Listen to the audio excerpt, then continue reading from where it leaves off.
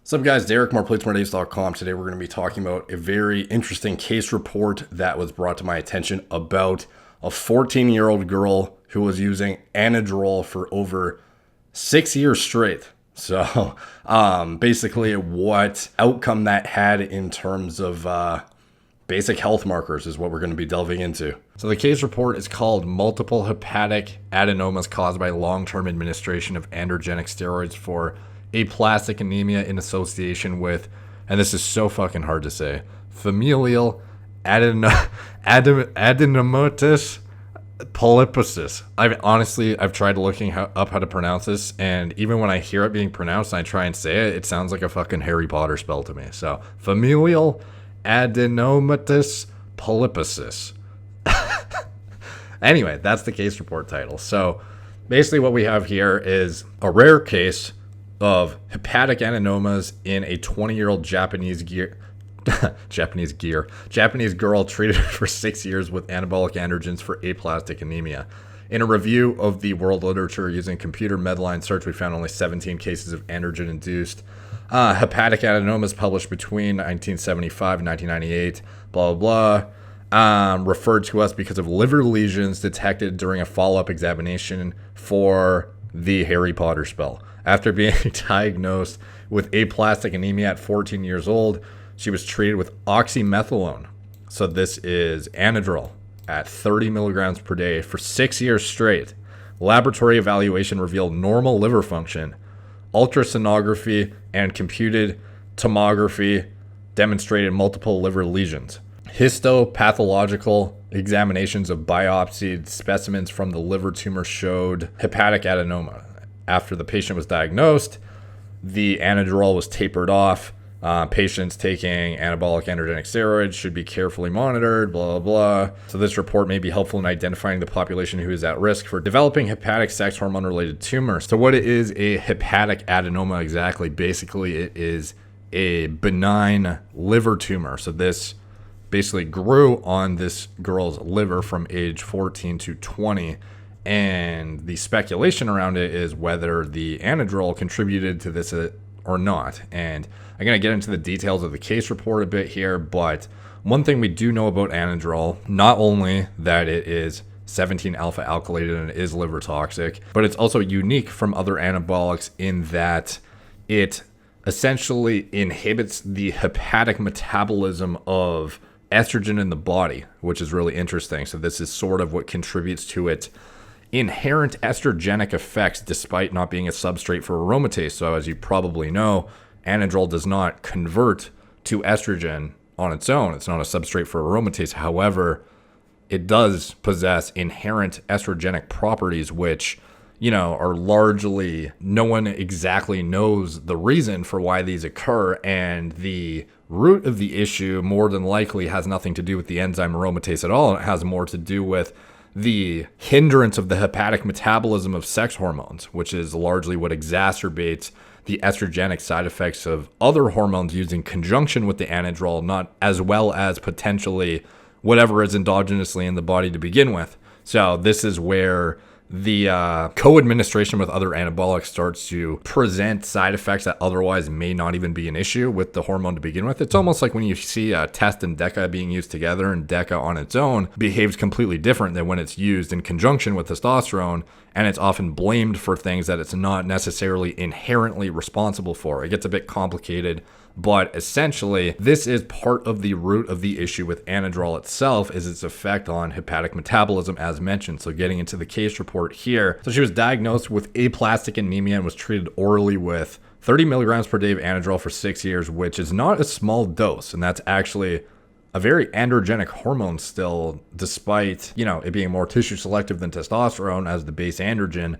30 milligrams a day, like you've seen, like girls are getting androgenic like side effects on exceeding 10 milligrams of Anavar. So you can imagine 30 milligrams of Anadrol per day for 6 years straight. It's not just about exposure and dose. Largely the viralizing side effects that come along with anabolic androgenic steroids when it comes to females in particular, it's a lot of it is duration of exposure too, not just dosage utilized. So this is not only a high dosage for a girl, but also the duration of exposure is extremely high. And the reason it's androgenic isn't necessarily rooted in the parent hormone anadrol itself. Anadrol is actually very anabolic relative to androgenic, and it's far more tissue selective than reference steroids like methyl-1 testosterone or testosterone, anything that's used as a reference point for androgenic activity. Anadrol's androgenicity largely derives from its metabolism into something called mistanolone after oxidation in the liver at the C2 position. And the C2 hydroxymethylene group of oxymetholone, anadrol, is what is cleaved to form this 17-alpha methyl DHT, which is the mistanolone molecule itself. So kind of getting off track here, but how much of this actually forms via oral ingestion, I don't really know. But something I've speculated about and is actually pretty interesting and worth delving into further, I believe, is if this oxidation in the liver can be bypassed via intramuscular injection as opposed to oral ingestion is the traditional route of administration for anadrol. But if you can skip this oxidation in the liver, perhaps you can retain more of its tissue selective properties of the parent hormone itself and at least partially bypass this the first pass effect that would otherwise lead to the synthesis of all this, mistanolone. Kind of off track, but it's something that interests me and I feel like warrants further exploration. But anyways, expectedly, using this orally at 30 milligrams per day, when viralization, including hypertrichosis and androphonia, was found, the anadrol was tapered off and danazol was given. When she was 17 years old, she complained of anal bleeding and required occasional blood transfusions. So obviously that's not a good sign. Colonoscopy was performed and she was diagnosed with FAP, which revealed no evidence of malignancy. So this is basically trying to figure out if the tumor is cancerous or not. So malignant versus benign. So some of the statistics on her body composition, some like a before and after of her body composition would have obviously been interesting for this. 161.5 centimeters tall, weighed 46 kilos, symptom-free without jaundice. No congenital abnormalities were detected. Let's get into this a bit deeper. No hepatomegaly or splenomegaly. So that's just basically the size of the organs themselves. So there was no enlargement of it. Evaluation, blah, blah, blah. Basically evaluating her markers of anemia there. Liver function tests were entirely normal, as were serum levels of alpha fetoprotein, AFP, and protein-induced vitamin K absence. So they're basically trying to figure out exactly what is going on with her liver, and they're trying to assess its, toxicity metrics, essentially. Abdominal ultrasonography showed a 5.5 by 4.8 centimeter isoechoic lesion in the left lobe. The border of the tumor was clear without a halo. Blah, blah, blah. No calcification found. Trying to find the conclusion here for you guys to kind of skip over some of the semantics that you're probably less interested in. Diagnosis of liver adenoma was made because benign and multiple lesions were noted in multiple lobes. In both lobes, surgical resection was not done after HA was diagnosed.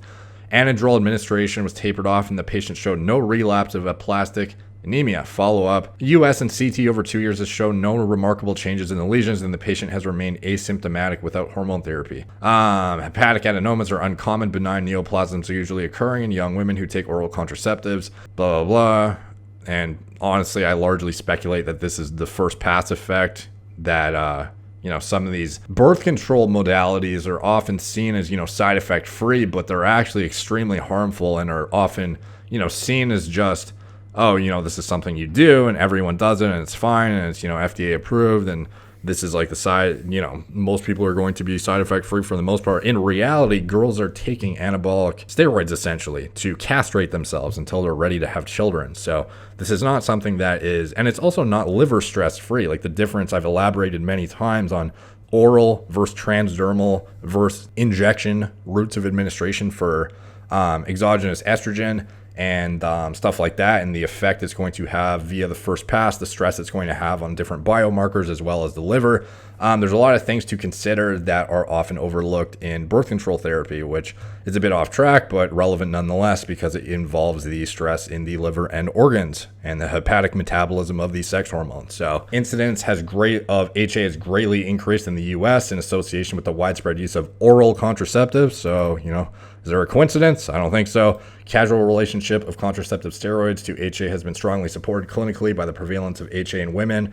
And it's not a coincidence that women basically get this more than men because they're the ones who are taking the oral birth control, with long-standing contraceptive steroid use showing a regression of HA after discontinuation of the contraceptives. So suddenly their hepatic adenomas suddenly seem to regress after stopping the oral steroids. Is that a coincidence? Probably not. Then a recurrence of HA after resumption of contraceptive steroid use and growth of the HA during pregnancy.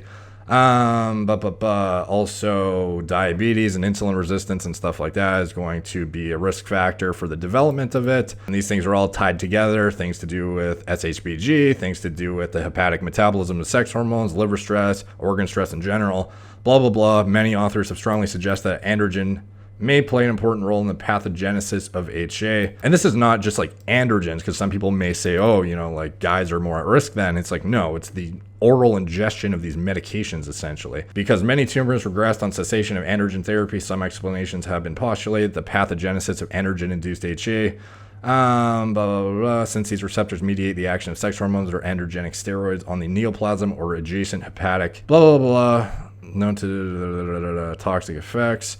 These toxic effects are most closely correlated with the modification of the chemical structure of artificial androgens and are dependent on a 17-alpha alkyl substituted group in androgenic steroids.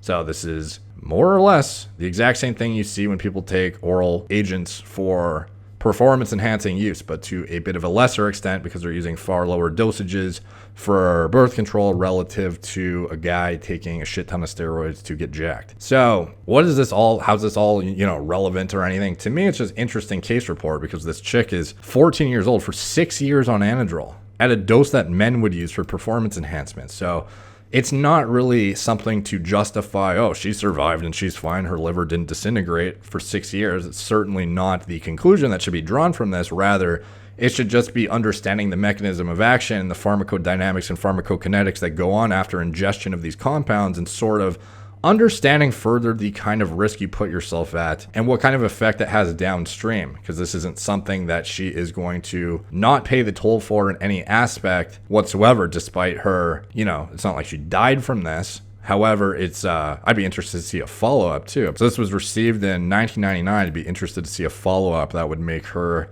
20 years old. So she would be 41 years old now, I guess, or something around there.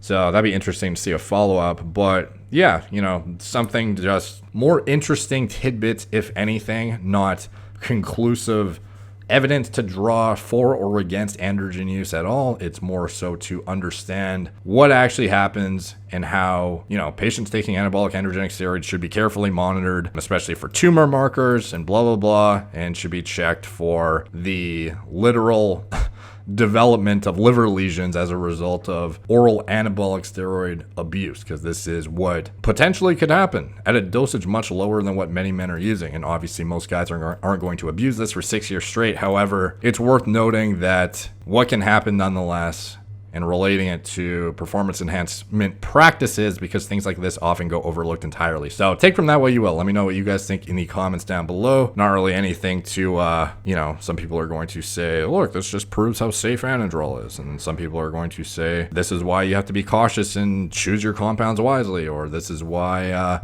oral shouldn't be abused long term, or, there's a lot of conclusions that can be drawn from this. Ultimately, it was more so an interesting case report and didn't really have any objective in terms of a conclusive statement on my part. It's more so to give you guys some information when I dig up interesting finds. Why not make a video about them? It's almost like the chick who took Deca for like 10 years straight or whatever it was. Just an interesting tidbit that is worth posting about. So thank you guys for watching. Please like, subscribe, check out my blog, moreplatesmoredates.com. Follow me on Instagram at moreplates_moredates, Facebook, Snapchat, BitChute, Twitter, TikTok, Apple Podcasts, wherever I am. I always say those so fast. I don't know if you guys actually even hear me when I say them, because it's just kind of like I'm on autopilot when I say them. So actually go follow me on Instagram because I do post unique stuff there too, and it's worth following me on the other platforms. And diversifying is good, especially for social media platforms that we have no control over. So also, if you want to support the channel, check out GorillaMode.com. Link in the description below. Contains my turnkey pre-workout formulas. I highly recommend you just compare the label of your current pre-workout to mine, and you'll see pretty transparently why ours is the best in the industry right now, bar none. And it's starting to pick up a lot of steam, I think, and I think it's soon going to be an industry leader. So, as well as my nootropic formulas as well for cognitive enhancement. So, if you want to support the channel, you can check those out, as well as anything else I'm affiliated with. Thank you guys for watching. Talk to you soon.